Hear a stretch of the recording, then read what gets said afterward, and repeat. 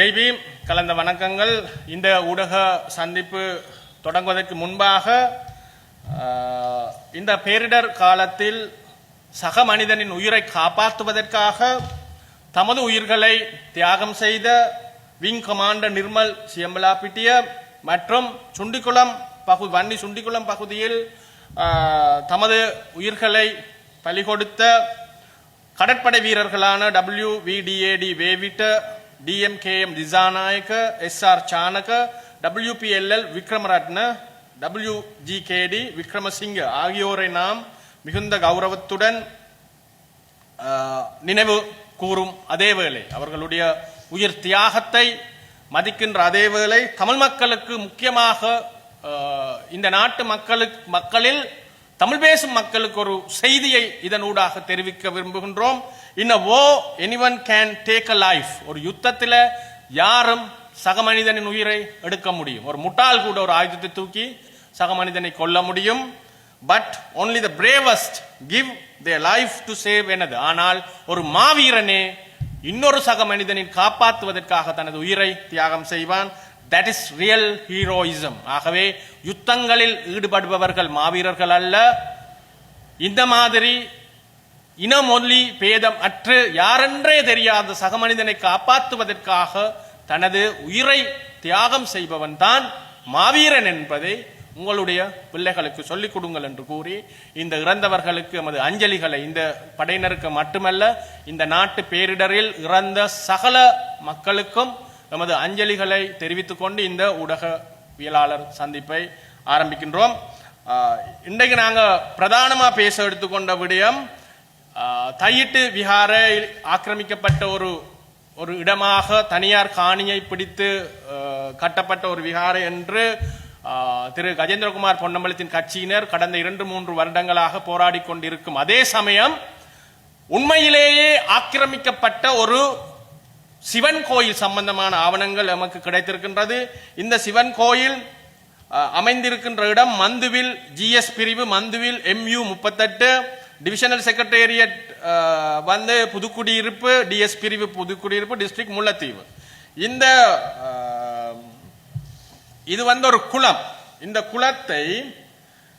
குளத்துக்கு பெயர் மந்துவில் மணல் குளம் என்பது இங்க இருக்கிற ஒரு 9 ஏக்கர் 3 ரூட் என்று சொல்லப்படுகின்ற மந்துவில் கிராமத்தில் இருக்கிறது மணல் குளம் 8ஆம் வட்டாரம் மந்துவில் புதுக்குடியிருப்பு.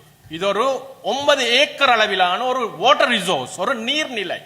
1950களில் இருந்து இந்த குளம் சுற்று வட்டாரத்தில் இருக்கிற 150க்கு மேற்பட்ட ஏக்கர் நெற்செய்கைக்கு பாவிக்க இந்த குளத்தில் இருக்கிற தண்ணீர் பாவிக்கப்பட்டு கொண்டு வந்திருக்கின்றது. இந்த குளத்தை அண்டிய பிரதேசங்கள்ல தமிழர்களால் சாதி இந்துக்களால் ஒடுக்கப்பட்ட மக்கள் வாழ்ந்து வந்திருக்கின்றார்கள். சுமார் 750 குடும்பங்களுக்கு மேற்பட்ட குடும்பங்கள் இந்த நீர்நிலையால் 150க்கு மேற்பட்ட ஏக்கர் நெட் பயிர் செய்கையினால் தமது பொருளாதாரத்தை நிவர்த்தி செய்து கொண்டு வந்திருக்கின்றார்கள். அவ்வாறு இருந்த காலத்தில் இந்த மணல் குளம் என்கின்ற இந்த குளத்தின் ஒரு பகுதியை பிடித்து கோவில் ஒன்று கட்டப்பட்டு இன்று கிட்டத்தட்ட 3 ஏக்கர் இந்த குளம் நிரப்பப்பட்டு கோவிலாக மாற்றப்பட்டிருக்கின்றது.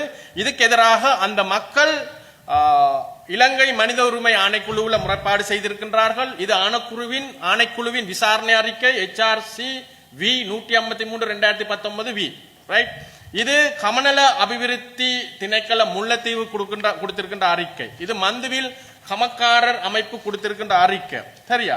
இது அந்த மாதிரி இது அரச அறிக்கைகள், கமநல அறிக்கைகள், இந்த சகல விதமான ஆவணங்களும் இந்த மக்களால் திரட்டப்பட்டு முறைப்பாடுகள் செய்யப்பட்டு அவர்கள் கொடுத்த அறிக்கைகள் இருக்கின்றது. அதே மாதிரி கிளிநொச்சி மேல் நீதிமன்றத்தில் KN 223 ரிட் 4 என்கின்ற வழக்கம் தாக்கல் செய்யப்பட்டிருக்கின்ற இந்த வேளையிலும் இந்த கோயில் தொடர்ச்சியாக இந்த குளத்தை ஆக்கிரமித்து கட்டப்பட்டு கொண்டே வந்திருக்கின்றது. நான் உங்களுக்கு இந்த மனித உரிமை ஆணைக்குழுவின் அறிக்கையில ஒரு பகுதியை மட்டும் வாசிக்கின்றேன். மேற்படி முறைப்பாட்டானது இலங்கை மனித உரிமை ஆணைக்குழுவின் வவுனியா பிராந்திய காரியாலயத்துக்கு மந்துவில் புதுக்குடியிருப்பு கமக்கார் அமைப்பின் தலைவர் மற்றும் செயலாளர்களால் மேற்கொள்ளப்பட்டிருக்கின்றது.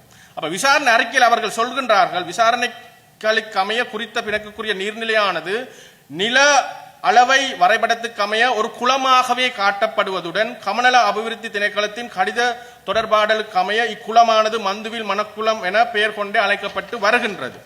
இக்குளத்தின் பராமரிப்பானது கமநல அபிவிருத்தி சட்டத்தின் கீழ் பதியப்பட வேண்டிய குளமாகும் என்பதுடன் தற்சமயம் இதன் பதிவு கமநல அபிவிருத்தி திணைக்களம் முல்லைத்தீவின் கீழ் காணப்படுகின்றது. குறித்த குளமானது நீண்ட காலமாக அடாத்து மற்றும் ஆக்கிரமிப்பு நடவடிக்கைகளுக்கு உட்படுத்தப்பட்டு வந்துள்ளமையை விசாரணைகளை மேற்கொண்டதன் மூலம் அறிய முடிகின்றது. விசாரணைகளுக்கு அமைவாக மந்துவில் கமக்கார அமைப்பானது இக்குளத்தின் கீழ் 22 ஏக்கர் விவசாய நிலத்தை கொண்டு காணப்படுவதுடன் இக்குளமானது முக்கிய நீரேந்து பகுதியாகவும் காணப்படுகின்றது. அது மட்டுமன்றி சுட்டாடல் ரீதியாக முக்கியத்துவம் வாய்ந்ததாக காணப்படுகின்றது. குறித்த குளத்தின் மீதான ஆக்கிரமிப்பு நடவடிக்கையானது 2 சமூகங்களுக்கு இடையிலான பிணக்காக தற்சமயம் பார்க்கப்படுவதுடன் இதற்கு அரசு அதிகாரிகளின் சரியான தலையீடும் நடவடிக்கைகளும் இன்மையே காரணமாக அமைந்துள்ளது. இது யார் தந்தது? இது மனித உரிமை ஆணைக்குழு தந்திருக்குது. இது சட்டவிரோத கட்டுமானத்தை நிறுத்துதல் மந்துவில் கமக்கார அமைப்பு கொடுத்திருக்கின்ற ஆவணம். இது கமநல அபிவிருத்தி திணைக்களம் சகல ஆவணங்களும் நாங்கள் இன்றைக்கு உங்களுக்கு மீடியாவுக்கு தாரோம். இந்த ஆவணங்கள் தெரிவிப்பது என்னென்றா இந்த மணற்குளம் ஒரு ஆக்கிரமித்து கட்டப்பட்டிருக்கின்றது, ஒரு நீர்நிலையை மூடி கட்டப்பட்டிருக்கின்றது இந்த கோயில். இது சாதிய ரீதியான இந்த மக்கள் தெரிவிக்கின்ற கருத்து என்னென்றா இது இந்த குளத்தை சுத்தி சுமார் 750க்கு மேற்பட்ட குடும்பங்கள் வாழ்ந்து வருகின்றார்கள். ஒடுக்கப்பட்ட சமூகத்தை சேர்ந்தவர்கள். அந்த ஒடுக்கப்பட்ட சமூகத்தின் பொருளாதாரத்துக்கு முக்கியமான பங்காற்றுகின்ற இந்த குளம் கிட்டத்தட்ட 3 ஏக்கர் ஆதிக்க சாதிகளால் கைப்பற்றப்பட்டு சட்டவிரோதமாக ஆக்கிரமிக்கப்பட்டு ஒரு கோயிலாக மாற்றப்பட்டு கொண்டிருப்பதா இருக்கின்றது. ரைட். அப்ப சாதிய ஒடுக்குமுறை இங்க இருக்குது. இரண்டாவது மத ரீதியாக இந்த மக்கள் சாதிய ஒடுக்குமுறை காரணமாக கிறிஸ்தவ மதத்தை தழுவியவர்கள். ஆகவே மத ரீதியான ஒடுக்குமுறை இங்கு இருக்கின்றது. மூன்றாவது ஒரு நீர்நிலை ஆக்கிரமிக்கப்பட்டிருக்கின்றது. அந்த ஆக்கிரமிப்பு குறித்து சகல ஆணைக்குழுக்களும் இலங்கையின் சகல அரசு திணைக்களம் உறுதிப்படுத்தி இருக்கின்ற ஆவணங்கள் இங்கு இருக்கின்றது. வழக்கு போடப்பட்டிருக்கின்றது, சட்ட நடவடிக்கை எடுக்கப்பட்டிருக்கின்றது. ஆயினும் இன்னும் அந்த ஆக்கிரமிப்பு தொடர்ந்து கொண்டே இருக்கின்றது. இது குறித்த அறிக்கைகள், ஆவணங்கள், சாட்சியங்கள் அனைத்தும் தேசிய புலனாய்வு பணியகத்துக்கும் ஏனைய அமைப்புகளுக்கும் அரசு அமைப்புகளுக்கும் அனுப்பப்பட்டிருக்கின்றது. நாங்கள் ஜனாதிபதி அனுரகுமார திசாநாயக் அவர்களிடம் வேண்டுவது என்னவென்றால் இந்த ஆவணங்கள் இத்தருணம் உங்களுடைய மேசைக்கு வந்திருக்க கூடும் என்பது புலனாய்வு துறைகள் ஊடாக உங்களோட மேசையில் இப்ப இருக்கும். ஆகவே இந்த நாட்டில் இருக்கிற தமிழ் மக்கள் முக்கியமாக புரிஞ்சு கொள்ள வேண்டியது தையிட்டியில போய் கள்ள உறுதி வச்சு கொண்டு போராடக்கில்ல, சரியா?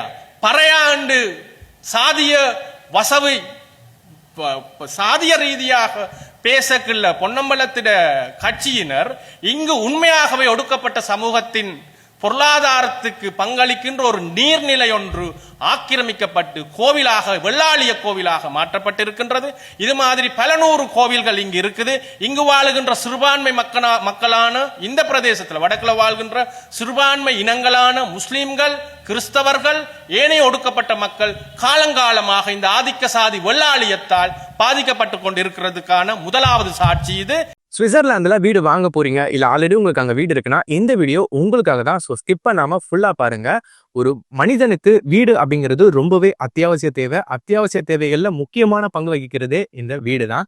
ஸோ அப்படி வீடு வாங்குறது, விற்கிறது, இது சம்பந்தமா உங்களுக்கு இருக்கிற நிறைய ப்ராப்ளத்துக்கு சொல்யூஷன் தர ஒரே இடம் தான் உங்கள் செல்வாசக். Your future our vision. இப்போ சுவிட்சர்லாந்துல வீட்டோட வட்டி விகிதத்துல நல்ல மாற்றம் வந்திருக்கு, நிறைய குறைஞ்சிருக்கு. ஸோ நீங்க ஏதாவது அக்ரிமெண்ட் போட்டு வச்சிருக்கீங்கன்னா இப்பவே அதை ரெனிவல் பண்ணி மாற்றி வச்சுக்கிட்டீங்கன்னா உங்களுக்கு நிறைய ப்ராஃபிட்ஸ் இருக்கும். ஸோ இது சம்பந்தமா உங்களுக்கு ஏதாவது அப்டேட்ஸ் வேணும், இந்த மாற்றத்துல உங்களுக்கு ஏதாவது டவுட் இருக்கு அப்படின்னா மறக்காம ஸ்கிரீன்ல தெரிய நம்பர் கால் பண்ணுங்க.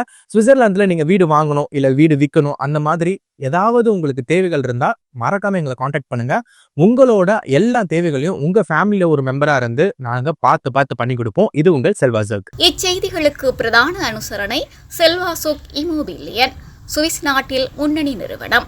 தொடர்புகளுக்கு 07951464428. வீடு வாங்க, வீடு கட்ட, வீடு திருத்த மற்றும் வீட்டுக்கடன். Your future our vision. இது போன்ற மேலும் பல முக்கிய சுவாரஸ்யமான செய்திகளை அறிந்து கொள்ள லங்காஃபோ யூடியூப் சேனலை சப்ஸ்கிரைப் பண்ணுங்கள். எமது செய்திகள் உடனடியாக கிடைக்க பெல் பட்டனை அழுத்துங்கள். அத்தோடு எமது செய்திகளை மற்றவர்களும் பார்வையிட ஷேர் செய்யுங்கள். நன்றி.